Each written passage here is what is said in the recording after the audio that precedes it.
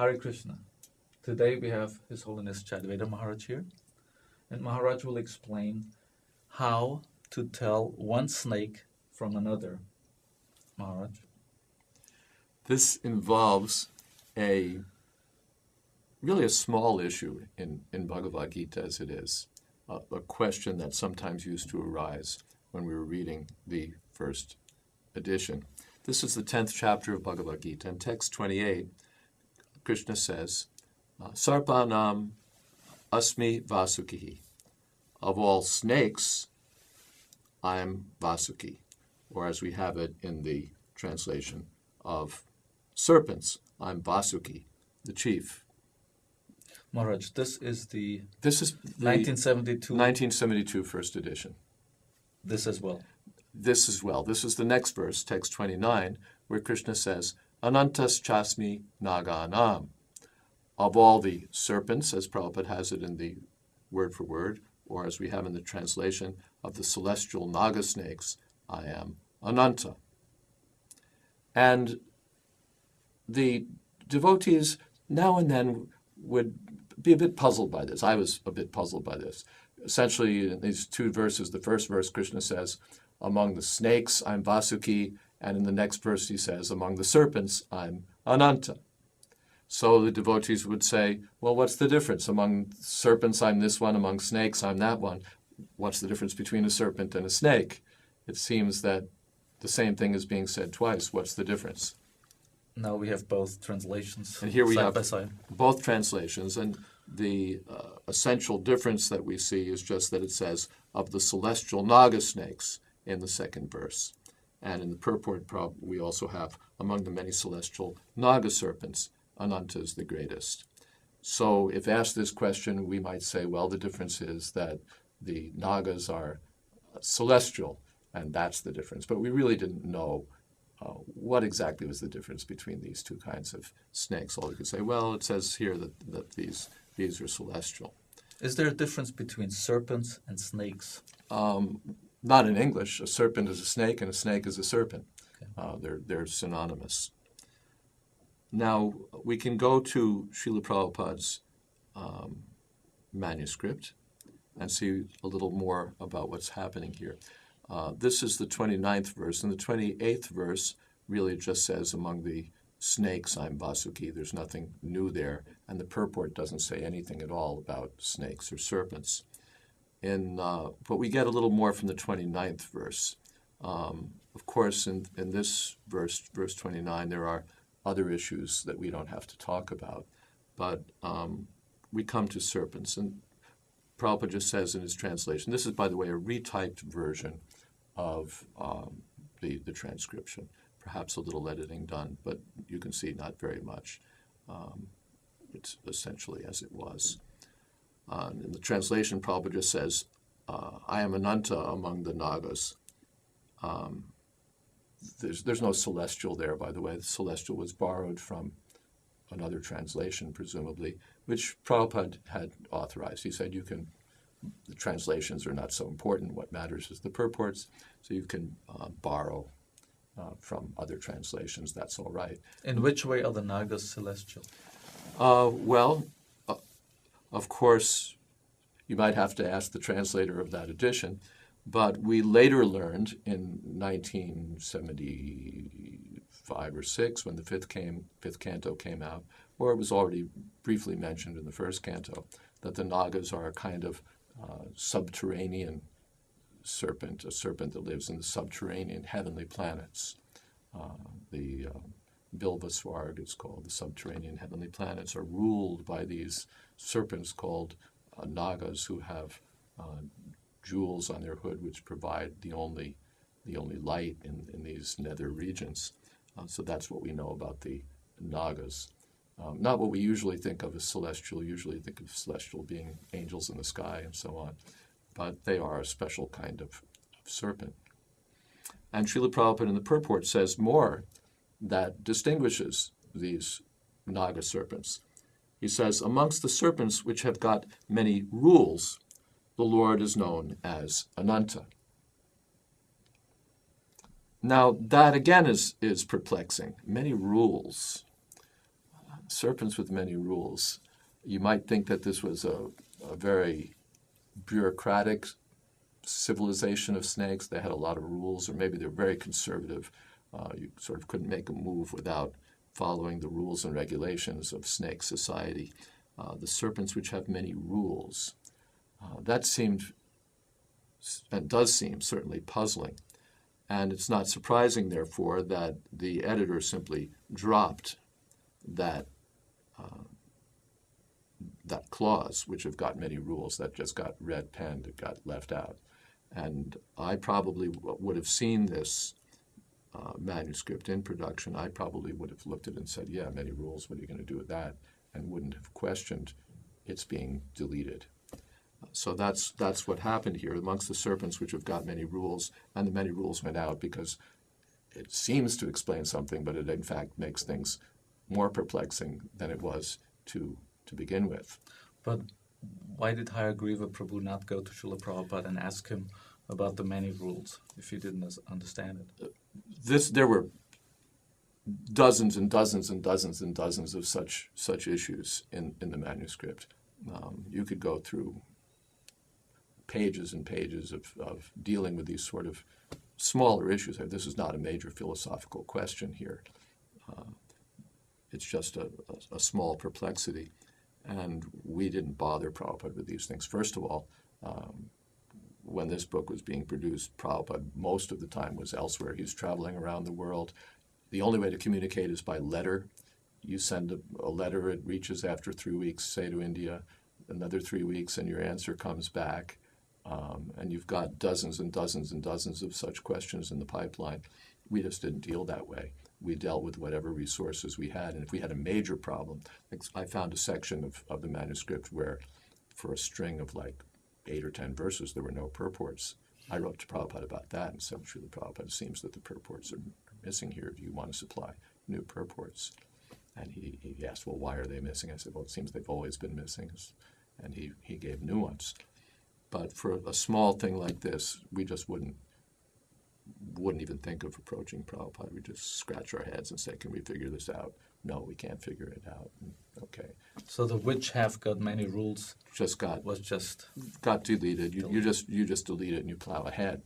And you figure you're not suffering a great loss here. That's what you do. But later, when we came to the second edition, when we were reviewing the text, we looked at the commentaries. This is that verse, text 29, with the commentaries, actually it's both verses, text 28 and 29, with the commentaries both of Srila Vishwanath Chakravarti Thakur and Baladev Vidyabhushan, both times. And Srila Vishwanath Chakravarti Thakur is silent about the matter of snakes and serpents. He doesn't say anything. But Baladev Vidyabhushan does tell us something about them. And in fact, what he tells us is in such clear and elementary Sanskrit, I think, that most devotees who've been familiar with Srila Prabhupada's books, who study the word-for-word meanings and so on, will probably recognize at least the basics of the grammar here. This is his purport to text 28. Sarpanam eka shirasam madhye vasukir aham. So we can recognize right away, Sarpanam is simply plural of sarpa, or snake. Nityo nityanam, chaitanas chaitananam. Prabhupada would say nitya is singular number, and nityanam is plural number.